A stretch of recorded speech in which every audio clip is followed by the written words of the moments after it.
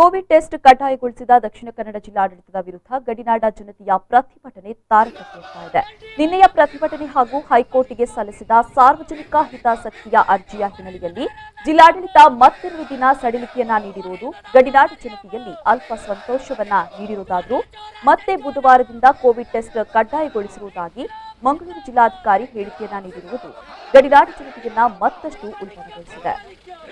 ದಕ್ಷಿಣ ಕನ್ನಡ ಜಿಲ್ಲಾಡಳಿತ ಗಡಿನಾಡ ಜನತೆಗೆ ನೀಡುತ್ತಾ ಇರುವ ಕಿರುಕುಳದ ವಿರುದ್ಧ ಇಂದು ಎಡರಂಗದ ಯುವ ಸಂಘಟನೆಯಾದ ಎಲ್ಡಿವೈಎಫ್ನ ನೇತೃತ್ವದಲ್ಲಿ ಗಡಿ ಪ್ರದೇಶಕ್ಕೆ ಪ್ರತಿಭಟನಾ ಜಾಥಾ ಹಾಗೂ ಧರಣಿಯನ್ನ ಹಮ್ಮಿಕೊಳ್ಳಲಾಯಿತು. ತಲಪಾಡಿ ಗಡಿಯಿಂದ ಆರಂಭಗೊಂಡ ಪ್ರತಿಭಟನಾ ಜಾಥಾವನ್ನ ಟೋಲ್ಗೇಟ್ ಪರಿಸರದಲ್ಲಿ ಕರ್ನಾಟಕ ಪೊಲೀಸರು ತಡೆದಿದ್ದಾರೆ. ಬಳಿಕ ಅಜಿತ್ ಎಂಸಿ ಅವರ ಅಧ್ಯಕ್ಷತೆಯಲ್ಲಿ ನಡೆದ ಧರಣಿಯನ್ನ ಎಐವೈಎಫ್ ಕಾರ್ಯದರ್ಶಿ ಮಹೇಶ್ ಕಕ್ಕತ್ ಉದ್ಘಾಟಿಸಿದರು. ಮುಖಂಡರಾದ ಕೆಆರ್ ಜಯಾನಂದ್, ಮೊಹಮ್ಮದ್ ಅಶ್ರಫ್ ಮೊದಲಾದವರು ಮಾತನಾಡಿದರು. ಕೇರಳ ಗವರ್ಮೆಂಟ್ ಎದುರಾದ ವ್ಯಾಪಕವಾದ ಅಪವಾದ ಪ್ರಚಾರ ಮಾಡುತ್ತಿರುವ ಸಮರಗಳು ಬರ್ತೇವೆ.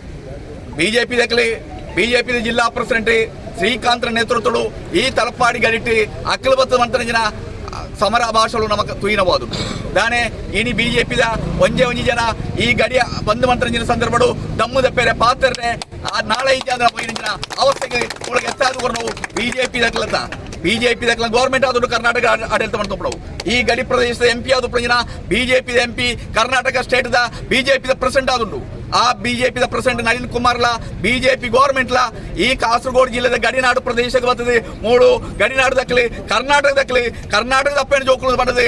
ಚುನಾವಣಾ ಸಂದರ್ಭ ಮಾಡ್ಕೊಳಕ್ಲಿ ಇತ್ತೆ ಈ ಗಡಿ ಪ್ರದೇಶ ಜನಗಳನ್ನು ವಂಚನೆ ಮಾಡ್ಕೊಂಡಿನ ಈ ಬಿಜೆಪಿ ದಕ್ಕಲ ಧಿಕ್ಕಾರಕ್ಕೆ ಎದುರಾದ ಪ್ರಜನ ಪ್ರತಿಷೇಧವಾದುಂಡು ಈ ಗಡಿ ಪ್ರದೇಶ ನಡೆಸೋದು ಬಿಜೆಪಿ ಆಲೋಚನೆ ಮಾಡ್ಕೊಡು. ಈ ಸಂದರ್ಭ ಮುಖಂಡರಾದ ಪ್ರಶಾಂತ್ ಕನಿಲಾ, ಮುನೀರ್ ತುಮಿನಾಡು, ಅಶ್ರಫ್ ಕುಂಜತೂರು, ಮುಸ್ತಾಫಾ ಕಡಂಬಾರ್, ದಯಾಕರ ಮಾಡ, ಸಂಕೇತ್ ಪುತ್ತರ್ ಮೊದಲಾದವರು ನೇತೃತ್ವ ನೀಡಿದರು.